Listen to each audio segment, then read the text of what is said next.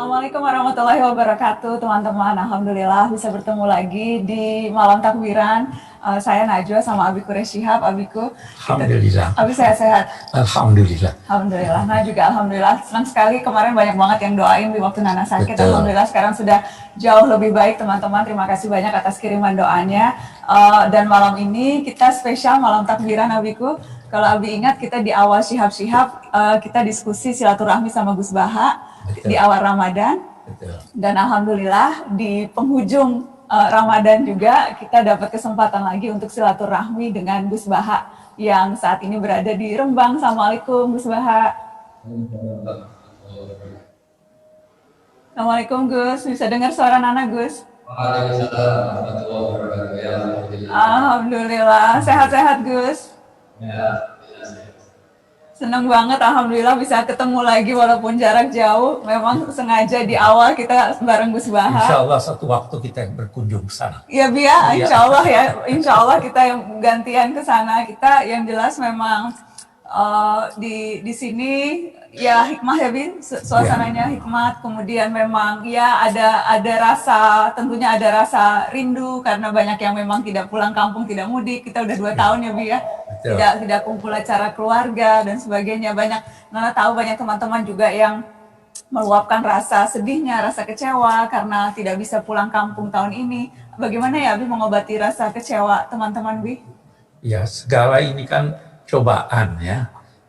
Ya mungkin untuk mengobati rasa kecewa atau ini, itulah salah satu hikmah kita bertakbir. Allah Maha Besar.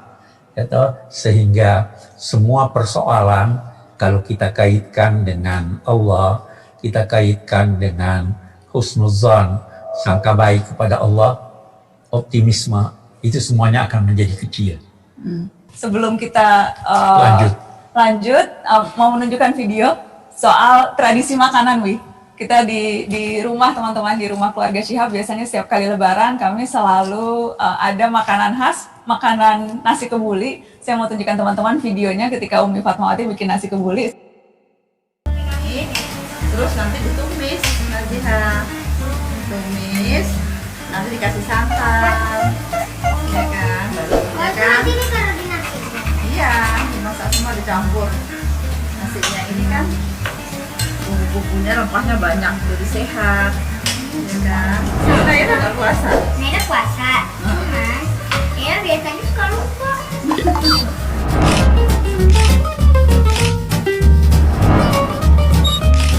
Di Instagram Abiku kemarin Nana juga ajak teman-teman untuk memposting makanan apa sih biasanya yang jadi khas kesukaan teman-teman di pada saat lebaran, dan yang mengirimkan foto makanan khas keluarganya banyak sekali. Ini ada sebagian dari cerita mereka. Kita lihat dulu videonya, kumpulan makanan kesukaan keluarga saat lebaran yang berikut ini.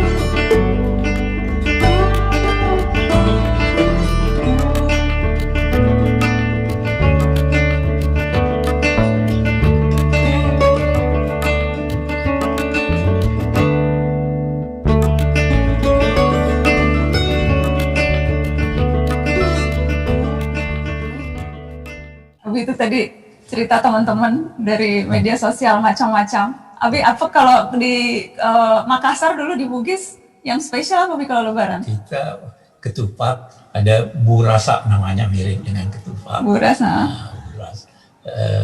Ada. Tapi makannya pakai coto kan kalau buras? Iya, tapi bisa juga dimakan dengan ayam dimasak berwarna hijau. Tapi bukan opor itu ya? Ya, lain juga, lain sedikit berbeda. Over kan berwarna coklat kan. Kuning, Wi.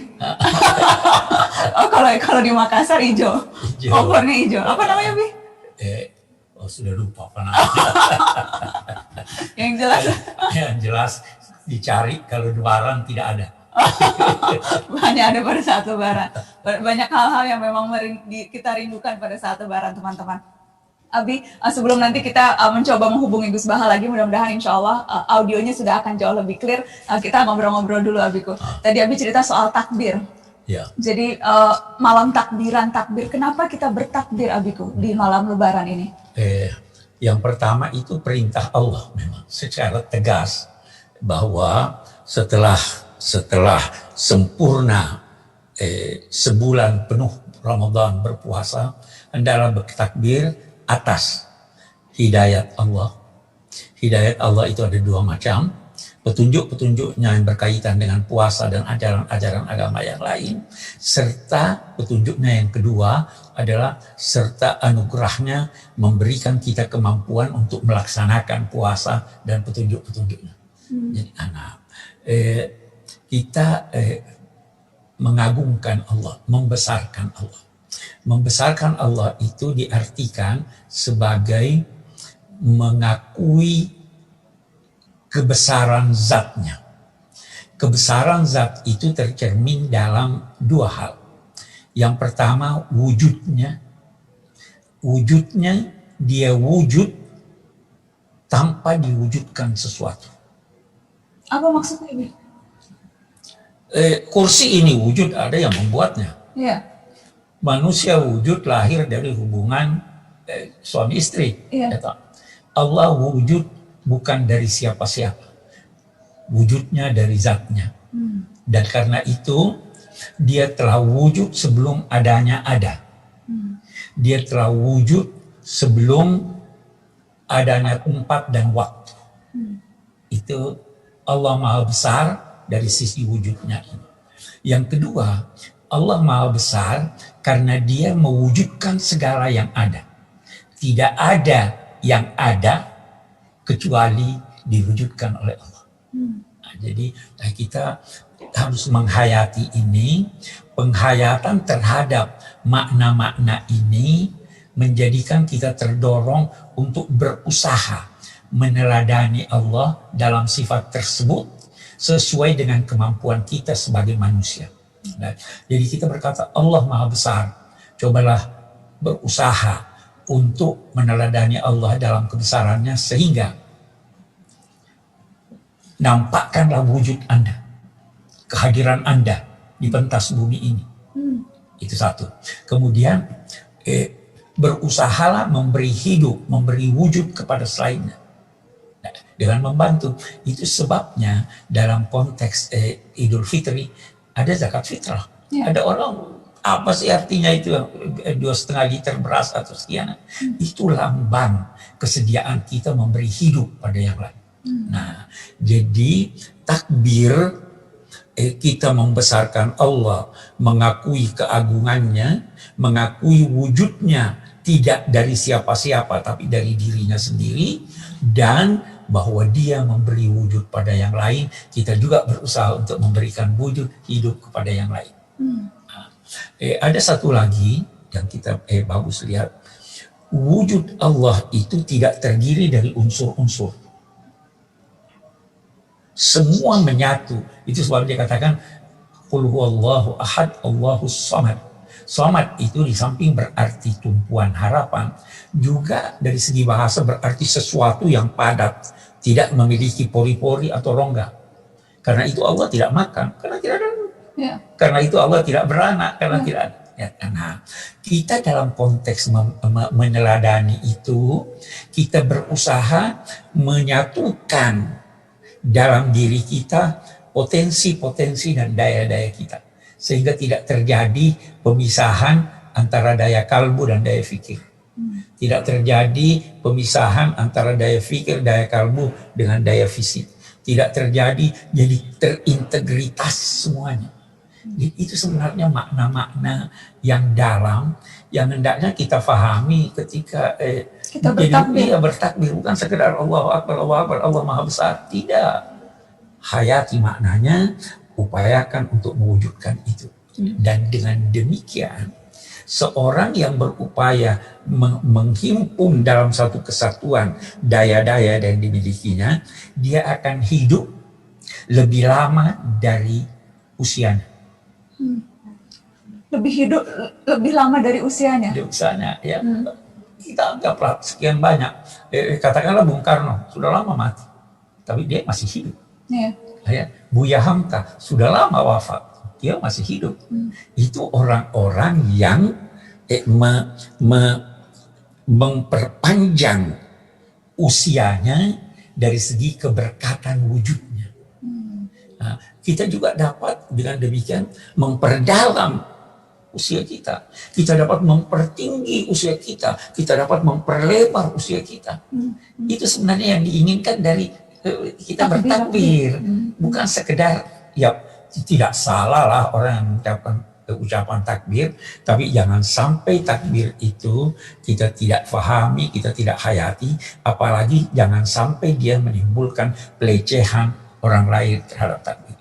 Iya, karena kemudian sekarang ada kesan menggampangkan takbir begitu. Kemudian bahkan yang disesalkan ada terkesan bahkan dalam tanda kutip seolah-olah memperolok-olok dengan kata takbir dan sebagainya begitu. Itu sesuatu yang harus. Itu namanya dia sudah tidak mensucikan Allah.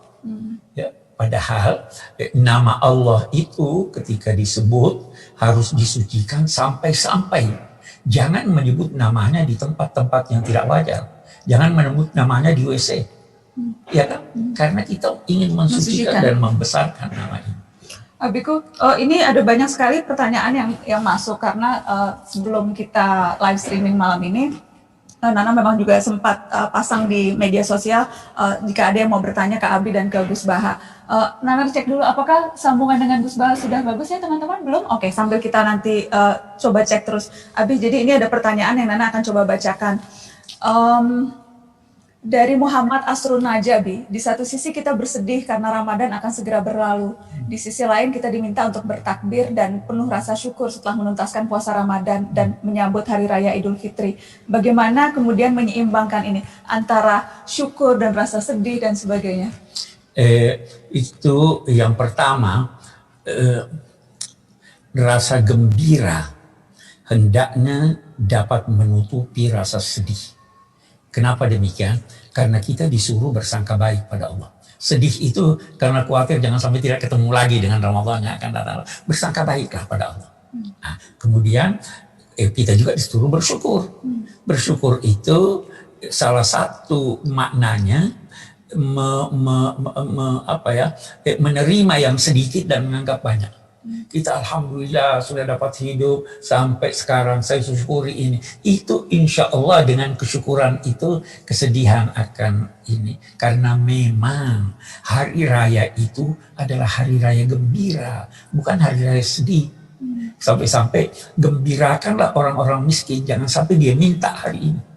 Tidak boleh minta. Jangan minta. Kita kasih sebelum mereka minta. Kita beri dia sebelum mereka minta. Itu karena itu orang lantas pilih Ramadan mengeluarkan zakat, mengeluarkan sedekah, dan agama mewajibkan siapapun yang mendapatkan akhir dari Ramadan dan awal dari Syawal, dia sudah wajib berzakat fitrah.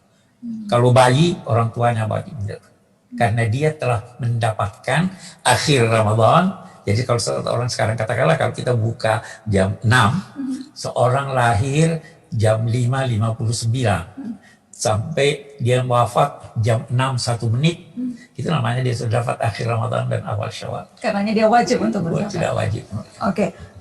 Ini ada yang bertanya, Bi Irdina Giza, bagaimana ciri atau tanda orang yang berhasil puasa Ramadannya? mungkin salah satu di antaranya bahwa tekadnya untuk memperbaiki diri tidak luntur. Ya toh? Dan dengan adanya tekad itu dia akan terus meningkatkan upaya, tidak kendor. Jadi dia akan terbiasa dengan amalan-amalan baik yang pernah dilakukannya di bulan Ramadan. Pernah ngaji 10 ayat di bulan Ramadan, lanjutkan itu. Pernah bangun malam, tahajud, lanjutkan itu. Pernah puasa, kalau dapat ya puasa Senin Kamis. Jadi dilanjutkan, kelanjutan itu tanda, salah satu tanda dari keberhasilan. Oke, Abi, ini ada lagi. Banyak sekali nih yang masuk juga pertanyaan-pertanyaan. Ini dari Reni, namanya Reni Dwi Anggra ini. Izin bertanya, bagaimana konsep penghapusan dosa di hari raya, Abiku? Karena ketika hari raya setelah berpuasa 1 bulan penuh, kita sudah disucikan dan kembali fitrah. Apakah dosa yang telah lalu itu betul-betul sudah dihapuskan? Sudah tidak ada lagi pertanggungjawaban di akhirat kelak? Karena sudah. Dosa ada 2 macam, secara garis besar. Ada dosa terhadap Tuhan, ada dosa sama manusia, atau terhadap makhluk. Dosa terhadap Tuhan, Allah menjanjikan melalui Rasulnya bahwa dia akan hapus semua dosa yang dilakukan terhadap Allah selama yang bersangkutan menyesali dosanya, dan atau dia melakukan aneka kebajikan, yang aneka kebajikan itu bisa menghapus dosa. Dan itu dosa antara manusia dengan Allah. Nah, belum suci. Masih ada lagi hubungan dengan sesama manusia. Nah, dengan sesama manusia ini, supaya suci, kita harus menyesali apa yang telah kita perbuat pada orang lain, kita kembalikan haknya kalau ada haknya yang kita miliki, dan kita meminta maaf. Kalau dimaafkan, alhamdulillah suci. Kalau tidak, perhitungan di hadapan Allah. Jadi selama ini kultur yang kita lakukan dalam sebuah hadis yang diriwayatkan oleh beberapa ulama, antaranya Imam Bukhari juga Imam Majah. Di sini disebutkan ketika malam Lailatul Qadar atau malam Lailatul Qadar, kata Allah Taala malaikat berarti kepada guru Nabiullah. Jadi Allah mengutus malaikat semuanya turun di bumi, memberi berita bahwa Allah telah ridho kepada mereka. Jadi inti daripada ini, banyak ulama mengatakan itu dari kata Allah menggali menjadikan manusia sebagai penghuni surga. Jadi kita tahu bahwa Nabi Adam pernah diusir dari surga. Nanti kalau Ramadan kita terus, itu kita akan menjadi sah lagi sebagai penduduk surga. Berita gembiranya hari Lebaran adalah kata Allah Subhanahu wa Ta'ala bahwa wahizati la asqurunna alaikum asaratikum wahizati la usimu wa la akhbaru wa sharifu maghfuran lakum. Jadi demi keagunganku kalian sudah saya maafkan dan tidak akan saya permalukan nanti di akhirat. Dan yang terakhir kata Allah, wan shorifu maghfuran lakum. Kamu setelah sholat id sudah dengan status dimaafkan semua. Qad ardaitumuni wa raditu ankum. Dengan kalian melakukan puasa Ramadan, kamu bikin saya ridho kata Allah, maka sebagai balasannya saya ridho terhadap kalian. Nah, kemudian maklumat Allah ini terus disebut id, hari kemenangan. Karena kita mendapat ridhonya Allah Ta'ala juga menjadi salah di masuk surga. Sehingga dalam kitab Ithaf syaratnya Ihya, ini sebagai hadiah pada pemirsa, diredaksikan wa inna ma kana yaumul id min Ramadan idan li jami'i hadhihi ummah isyaratan li kasratil idhi qabla kama anna yauman nafri wal idul akbar li kasratil idhi fi yaumi arafah qabla idla yauma yura aksara idan minhu faman uqti wa qabla fa walladhi bin nisbati ilaihi idun wa man la fa huwa fi ghayatil ibad wal wa'id. Jadi dia katakan hari kemenangan karena setelah kita puasa Ramadan dimaklumatkan oleh Allah di depan para malaikat bahwa kita menjadi ahli surga lagi. Maka kemenangan itu kita sebut Id. Tapi bagi yang tidak puasa Ramadan atau yang tidak mengindahkan Ramadan, maka sebetulnya dia tidak punya id, tidak punya kemenangan karena dia tidak punya status yang perlu dibanggakan sebagai hari kemenangan.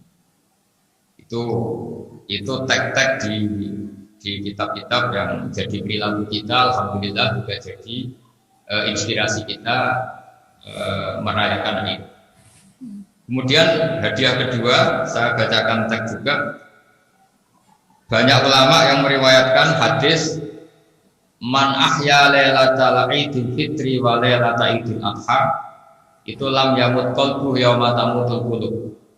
Orang yang bertakbir di malam Id, maka sebagai pahalanya atau sebagai ganjarannya hatinya tidak akan mati di saat hati-hati yang lain mati.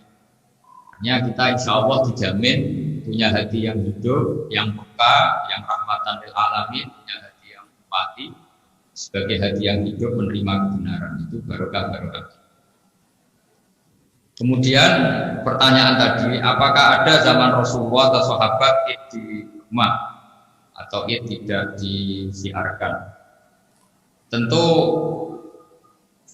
kalau masalah tarikh, masalah sejarah karena dulu udah mengalami pandemi atau hal-hal yang luar biasa, maka memang itu dirayakan di jalan, di tempat-tempat publik, di tempat-tempat umum. Tapi saya yakin dalam filosofi hukum Islam ada kaidah la darara wa la dirar. Jika sekiranya kita yakin kalau berkerumun itu punya potensi buruk di orang lain, maka di antara ajaran Islam adalah sebaiknya kita semua menjaga itu. Jadi saya mohon semuanya bisa maklumi keadaan ini karena sejatinya Id benar-benar hari kemenangan adalah hari di mana Allah memakmurkan, disaksikan dan dipersaksikan para malaikat. Kita diampuni lagi dan kita dinobatkan lagi sebagai penduduk surga. Sebagaimana dulu memang kita ahli surga karena Nabi Adam diciptakan di surga.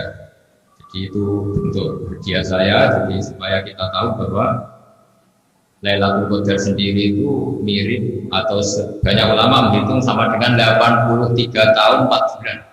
Jadi kalau mendapatkan Lailatul Qadar itu sama dengan ibadah senilai 83 tahun 4 bulan. Lalu filosofinya gimana? Filosofinya itu sebetulnya dulu itu masalah pengganti ya. Jadi orang-orang dulu itu kan umurnya panjang-panjang sampai ratusan tahun, bukan ada yang umur. Kemudian Rasulullah itu merasa umat saya ini meskipun soleh kan durasi amalnya tidak panjang karena umurnya pendek-pendek. Nah, sebagai pengganti dikasih Lailatul Qadar yang satu malam sudah senilai 83 tahun 4 bulan. Jika kalau kita sering dapat Lailatul Qadar artinya kita bisa melangkahi amalnya orang-orang dulu yang umurnya bisa 500 tahun, 600 tahun. Itu rata-rata mufassir ahli tafsir menjelaskan hikmah dari Lailatul Qadar adalah umat ini dipadatkan tadi seperti cerita Bapak Quraisy, seperti jasanya Pak Hamka, para pengarang. Jadi meskipun umurnya pendek, tapi dipadatkan sehingga manfaatnya itu berdurasi panjang. Manfaatnya juga sampai bergenerasi-generasi. Saya kira demikian. Jadi umat Islam juga harus dilatih. Di antara ibadah tertinggi adalah ridho dengan qadar. Jadi kita harus legowo dengan keadaan yang kita alami. Meskipun selalu berikhtiar untuk lebih baik, tapi tetap ibadah utama itu ridho. Ridho itu kalau itu bilai roba apapun keputusan Allah harus kita terima dengan lapang dada. Sehingga kita jadi umat yang tidak berontak, yang tidak komplain. Di antara ancaman Allah pada manusia itu malam yardu biqadai fal yardu ruban siwa'i wal yakhlu tahti ardi wa samai. Orang yang tidak ridho dengan keputusanku, dengan qada-qadarku, kata Allah, silakan mempertuhankan selain saya, tapi jangan nempat bumiku ya, jangan nempat langitku. Jadi orang harus berlatih dengan qada-qadar, berlatih ridho. Karena semuanya juga diuji. Mungkin setelah ketemu keluarga mereka kecewa kita tidak dapat uang, atau ketemu kita kecewa karena mungkin figur kita sudah tidak menarik di depan anak-anak kita yang milenial karena kita mungkin jadul mungkin. Jadi artinya di ketemu juga ada jaminan lebih baik. Ya kita ridho saja lah, yang ditakdir ketemu ya semoga itu jadi silaturahim yang baik. Yang ditakdir gak ketemu semoga jadi kerinduan yang baik. Jadi kita harus berprinsip. Kata Rasulullah itu ajaban di amril mu'min inna amrohu kullahu khairun. Kata Rasulullah orang mukmin itu harus semuanya baik. In asobat na'ma syakara fakana khairan lahu. Wa Wa inna sobatuna dorok sobaro fakana khairun. Orang mukmin sejati itu orang yang akan selalu bersikap baik. Dia selalu mengagumkan. Kalau senang ya syukur baik. Kalau kena masalah dia sabar. Ini yang dikagumi Rasulullah SAW. Jika kita jadi mukmin yang apapun keadaannya sebagai mukmin. Ya saya kira demikian. Gus, cara kita belajar menerima, ikhlas, ridho, ada tidak apa yang perlu kita tanamkan atau apakah ada amalan-amalan yang bisa kita lakukan sehari-hari yang membuat kita bisa lebih menerima situasi, lebih ikhlas, lebih ridho terhadap apapun yang sudah digariskan oleh Allah, Gus? Pertama tentu ilmu ya. Jadi kata Imam Ghazali semua itu ilmu. Misalnya begini, saya juga pernah merantau dulu di Jogja, juga pernah agak mudik karena ada hal itu. Itu orang mukmin itu kan ada sekian kebaikan ya. Di antara kebaikan misalnya siapapun yang mendoakan saudaranya sesama mukmin di tengah malam, maka dia akan dapat pahala demikian. Bahkan di sebagian makalah ulama, mangkola fil yaumi salasa marrat wa marham Muhammad kutiba bilal abdal. Orang yang tiap hari mendoakan umatnya Rasulullah supaya dapat kasih sayang Allah, supaya keadaan mereka baik-baik saja, itu dia ditulis termasuk wali abdal. Jadi banyak juga ulama yang berpendapat tidak ketemu itu sisi baiknya juga banyak. Imam Sufyan Ats-Tsauri itu gak suka punya teman, dia suka uzlah. Terus ditanya, kenapa kamu suka sendiri? Bukankah kamu mesti kecewa dengan orang yang kamu kenal? Jadi gara-gara kenal kita potensi kecewa. Karena kalau kenal kan punya persepsi, punya harapan, terus punya standar. Misalnya kita bertamu di orang, punya versi. Ternyata yang kita tamu ini punya versi yang beda. Jadi kata Sufyan Ats-Tsauri, kalau kamu ditakdir jenis orang yang kuper ya nikmati saja. Karena awal kecewa orang ya karena kenal. Kita misalnya ngemplang utang ya sama orang yang kenal. Kita kecewa ya sama orang yang kenal. Mengecewakan juga sama orang yang kenal. Dan uzlah kata Imam Sufyan Ats-Tsauri ya, itu terbebas dari itu semua. Makanya diantara obat dari itu ya ilmu. Kata ulama dulu zuhibban tasdadban. Kalau kamu senang seseorang jangan sering ketemu biar tetap rindu, tetap indah. Kalau sering ketemu nanti jenuh. Jadi selalu ada obat dalam Islam. Jadi ketemu ya niati silaturahim. Kalau tidak ketemu itu niati potensi keburukan kita ini tidak menimpa orang lain. Jadi misalnya saya sedang tidak mood ketemu orang, bawaannya itu sinis, bawaannya itu nekuk muka misalnya, bawaannya baru nggak fair. Ya sebaiknya di kamar saja karena kalau ketemu orang bawaannya mungkin sinis. Jadi takut fusyar ka'anin nas, innaha sodaqatun minka ala nafsi. Kalau kamu sedang tidak kondisi fit, tidak baik, jangan sering ketemu orang nanti bawaannya sinis. Tapi kalau sedang baik, silakan ketemu. Jadi sebetulnya dalam Islam ketemu ya baik karena itu silaturahim. Nggak ketemu juga baik, mungkin dengan cara itu kita tidak menyakiti orang lain. Dengan cara itu kita tidak mengecewakan orang lain, tidak ganggu orang lain. Saya kira demikian. Harus ada obat ilmu di kondisi. Gitu ya, jadi perspektifnya yang kemudian harus kita pahami seperti yang tadi Gus Bahar jelaskan. Betul sekali. Oke, alhamdulillah. Dan waktu juga akhirnya yang memang harus membuat kita pamit di acara Rayakan Kebaikan malam hari ini. Gus Bahar, terima kasih banyak sudah bergabung dari Rembang, sudah bersilaturahmi di malam Lebaran ini. Minal aidin wal faizin. Mohon maaf lahir batin ya Gus. Salam hormat untuk keluarga seluruhnya, teman-teman di Rembang. Ya, terima kasih.